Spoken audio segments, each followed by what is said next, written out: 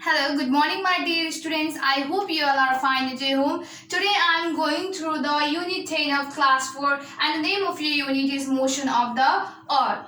And I have started this lesson from that previous video. So here is the remaining part of this lesson. Here is the remaining matters that are placed under the chapter motion of the earth. In that previous video, I had taught you about the rotation of the earth. You know that there are two kind of motion of the earth. So first one is a rotation of the earth and the second one is revolution of the earth. So in that previous video I taught you about the rotation of the earth and what are the effects that are seen in our surrounding because of the rotation of the earth. So I have taught you about that. I'll make you understand about that. But in this video I am going to make you know about the revolution of the earth. What is the revolution? Likewise, what are the effects that are seen, okay, that are resulted because of the revolution of the earth? So that we will read, that I will make you understand. So here are some paragraph, okay, and then the topic name is the revolution of the earth. You know, isn't it? You will know about that. Because I have already told you that I am going to teach you about the revolution of the earth. So there are some paragraphs, there are some facts, okay, that is placed under this chapter of a class 4.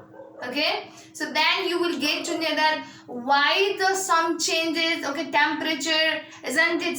Likewise the weather changes around us, and the reason is the rotation and the revolution of the earth. So without any delay, let's come up to the point, that is the revolution of the earth. So what is the revolution of the earth? The movement of the earth around the sun is called the revolution. Okay, in that about the rotation, okay, when we pronounce the revolution and rotation, it sounds same but it is different. Rotation means what? Earth just rotate itself, that is called the rotation. And the revolution means earth what? Surrounds the sun. It moves, okay, it moves and it makes around, or it moves around the sun. That is called the revolution of the earth. So here is written that the fixed path taken by the earth around the sun is called the orbit. And obviously earth is gonna move around the sun in its own path. So if it will surround the sun in another path, then there will create a disturbance in this whole world. Okay, there is something that happens will be gonna very worst. So that's why what does the earth do? Earth move around the sun in its own path, in its own way, and that way is called the orbit. The way in which earth surround, okay, or earth move around the sun, that part is called the orbit. And the earth takes 365 days to complete one revolution, okay, to make a round sun completely, for make a one round, okay, for moving the around the sun, okay, for making a one turn around the sun, it takes 365 days. So the earth takes a year to go around the sun. So that's why it is said that in 1 year earth rotates, okay, sorry, earth revolve, earth go around the sun for a one turn, okay, for a one round, okay, earth take 365 days, which is called a 1 year, and in Nepali it is called a ek varsa. Okay, so now let's come up to the equator.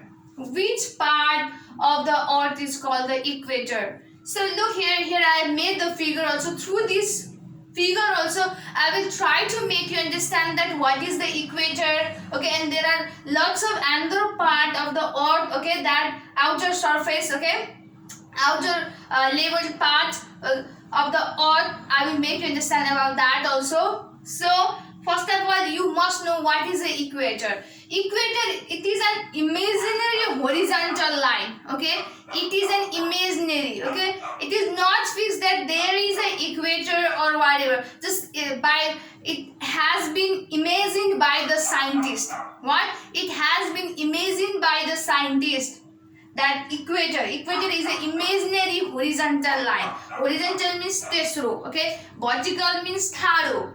That it is this equator is an imaginary horizontal line which poses through the center of the earth, dividing the earth into two equal parts. That is called the equator. And this equator is, obviously you get to know that is a imaginary horizontal line which divides the earth into equal parts.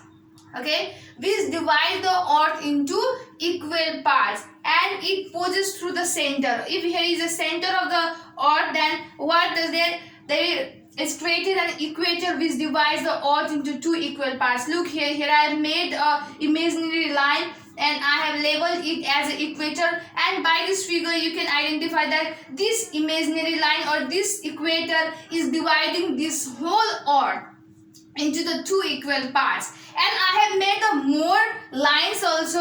I will tell you about that, what it is called or why I have made that line on this earth. Okay, so the part over the equator containing the North Pole is called the Northern Hemisphere. And you know that the part over this equator, your equator भन्दा माथिको part हामीले North Pole भनिन्छ. Okay, we call it as a North Pole, and the part just below this equator, isn't it, that just that bottom point, okay, bottom pole is called the south pole, and the top pole is called the top place of the earth is called the North Pole, isn't it? And now the extra thing is what? That the part over the equator containing the North Pole. Look here, this is the equator, isn't it? So this part, this is the part, isn't it? This is the first part and this is the second part. Okay, and this part which contain the North Pole, this part, this is the equator which contain the North Pole, isn't it? So this part is called the Northern Hemisphere. What? It is called the Northern Hemisphere. So this is called the Northern Hemisphere. So this part is called the Northern Hemisphere. This upper one part which contain the North Pole, that is called the Northern Hemisphere. And along with that, the below the equator, okay, below the equator ko tala bhayeko baki part lai what it is called, okay, this remaining part below the equator which contain the South Pole. And look here, this part contain the South Pole which is called the Southern Hemisphere, and I have labeled this part as a Southern Hemisphere. So in addition to equator, yes, I have made here the one line that is the equator, isn't it? I have labeled it also. I hope you have understood, isn't it? Along with that, there are two more imaginary lines. Look here in this figure, as I have told you that earlier, I have made the two more imaginary lines. Look here, here is also one, here is also one. I have made two more imaginary lines, and these two imaginary lines has also its name, its own name, and what it is called? So listen. The line in the Northern Hemisphere, this imaginary line, this upper one, okay, which is in the Northern Hemisphere, this is called, this part over the equator is called the Northern Hemisphere, and the imaginary line which is contained in the Northern Hemisphere is called the Tropic of Cancer. Jun imaginary line Northern Hemisphere मा हामीले देखिरहेको छौं, isn't it? That line is called the what? Tropic of Cancer. What it is called? It is called Tropic of Cancer. Tropic of Cancer. So the imaginary line which is contained in the Northern Hemisphere, that is called a Tropic of Cancer. And along with that, there is more one imaginary line in the Northern Hemisphere. You can see, you can be clear by this figure also. Look, in this Northern Hemisphere, there is one more imaginary line, isn't it? And this imaginary line which is contained, which is seen in the northern hemisphere, that is called Tropic of Capricorn. And this imaginary line which is placed in the southern hemisphere is called the Tropic of Capricorn. Tropic of Capricorn. So you should not feel confusion. Okay, here are the lots of things that I have labeled. Isn't it? It's top pole, top place of the earth is called the North Pole. Bottom pole of the earth is called South Pole. Like with this middle imaginary line which divides the earth into equal part, that is called the equator. Along with that, what happens that this equator divides the earth into two equal parts. So the parts over the equator, that is called the northern hemisphere, and the part below the equator, that is called the southern hemisphere. So in addition of that, okay, two more imaginary lines is made with the equator, and that imaginary line which is made in the northern hemisphere, that is called the Tropic of Cancer, and the imaginary line which is made at the southern hemisphere, that is called the Tropic of Capricorn. So these two lines lie between the equator and poles. So these two lines lie between the equator and the pole. So look here, this lies between the equator. Okay. Now let's come up to the different seasons in a year. Okay. Because of the revolution and rotation of the earth, we see some changes around us, isn't it? That is just because of the rotation and revolution, or that is just because of the motion of the earth, isn't it? And the one effect that we see around us because of the motion of the earth is the different seasons in a year. Especially it just happens because of the revolution of the earth. When the earth revolves around the sun, then we get chance to experience, to enjoy the different seasons in a year. So here are the different seasons that you have to copy, and that you have to take it in your mind that in which month that these seasons come. Okay, so first season is a summer season. This summer season usually comes, or usually we feel the summer season. Okay, we experience or we enjoy the summer season in the month of Jaish, Ashad and Shravan. After that, in a year, second season that we get chance to experience, or that we get chance to enjoy in the month of Bhadra, Ashoj and Kartik. After that, the third season that we experience or we enjoy in the month of Mangsir, Push and Magh. And the last one is a spring season which we enjoy in the month of Phalgun, Chaitra and Baisakh. Okay, so now along with the different seasons in a year, here is written two factors. Here is written two reasons for the change in a season. Why the change? Why we get chance to experience the different types of seasons in a year? Okay, okay, or the two factors that causes a change in season is mentioned in your book. And about that topic, there is a short description, okay, that I am going to make you understand. So let's go up to that. So first reason for the change in a season is tilted axis of the earth. Tilted means dhalkinu, okay? As before starting this chapter, I have written the words to know. So under that topic, I have written many words, okay? I have written the meaning of many words. So in that meaning, in that words also there is one of the tilted word also. And so you can go there. Tilted means dhalkinu, okay? Little bit slide, okay? So first point is the first reason or the first factors that we get chance to experience the different seasons in a year is a tilted axis of earth. Because of the tilted axis of the earth, we see or we get chance to see a different seasons in a year. Because of the tilted axis of the earth, the sunlight doesn't fall equally on the earth. Because of the tilted axis of the earth, when that earth while revolving around the sun, when that earth moves, then at the time what happens, the sum of the parts or that part of that surface of that earth itself just tilt.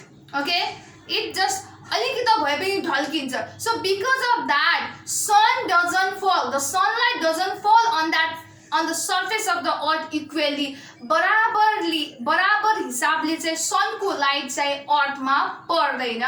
So the area of earth in which light fall directly, the temperature rises. In the area of the earth where the sunlight falls directly, so in that area what happens, the temperature increases or the temperature rises, and at that time automatically you get to know that we experience very hot, extreme hot, and that season is called the summer season. So in this way we get chance to experience the different seasons in a year. Likewise, the second factors or the second reason for the change in the seasons is the revolution of the earth. So here is a short description about the revolution of the earth that I will make you know. So listen carefully. We have already studied the earth makes a complete revolution around the sun in a year. We know that in a year or in a 365 days that earth revolve around the sun. So because of this revolution, during the revolution or during the movement by the earth around the sun, the position of the earth goes on changing with the respect to the sun. So as you know that the path where the earth move for rotating, for revolving around the sun, isn't it? At the time when the orbit is an oval path. Sometimes what happened during the revolution by the earth around the sun, the distance between the sun increases, the distance between the sun and the earth increases, sometimes decreases. Isn't it? Because of that also, okay, the different distances between the sun and the earth determine the nature of the different seasons. So when earth, so suppose this is an oval path, isn't it? So if that earth will reach here, isn't it? Suppose here is an oval path. So if earth will reach here, then the distance between earth and sun will be little bit more. Okay, little bit, that earth will go little bit far from that sun. So at the time when that more rays of a sunlight will not falls on that earth surface, so at the time what happens that we get chance to, or we feel a little bit what cold, and we say that we tell that time, isn't it? We tell that time of winter season, or we tell that season a winter season, because at the time the distance between the sun and the earth becomes little more, okay, and the distance between them becomes more, and at the time what happened, the sun is a heat, isn't it? It gives a heat and light, so more heat of the sun will not reach to the earth surface, so at the time we get chance to experience a winter season. So in this way, and after that, when that earth reach here, during the movement, when earth reach here, then at the time what happens, that earth what comes near to the distance between the sun and the earth becomes less, and at that time what happens, more light or more rays of a sunlight just reach to the earth surface. So at that time the temperature of the earth surface becomes more, and at that time we tell that it's a summer season. So in this way, because of that, okay, because of the distance between the sun and the earth during the revolution changes, okay, so because of that changes in the distance between the earth and the sun, what we get this chance to experience, we get a chance to enjoy the different seasons in a year. So for today only this much, and about the seasons of the earth, so there is more topic that is remain to be known by you, that is remain to be taught by me, so I will tell that in the next video. So I hope you have understood the matter that I have taught you till now. So thank you so much. Okay, after that, here is some exercise for you that is related to the topic that I just taught you till now, isn't it? So A number question is, what do you mean by equator? Is I written on the board before writing this question about the equator. So you can write the definition of equator with the help of that also, okay? So B number, what are the 4 seasons of year? As I have written the seasons and I have written the month when that seasons occur, isn't it? So you can write that. You have to just write the seasons only. Okay, so what are the 4 seasons of a year? You have to write that. So C number, write the reasons for changing the seasons in a year. Obviously there is the 2 reasons for changing the seasons in a year, so you have to write that with the help of your book, or you can write with the help of your video also. And the last one is how many days does the earth take to complete a one revelation? So you can write that the earth takes 365 days to complete a one revelation. So this is the homework for you. I hope you will write the answer in a way that I have just told you now. So stay safe, stay healthy. Thank you so much.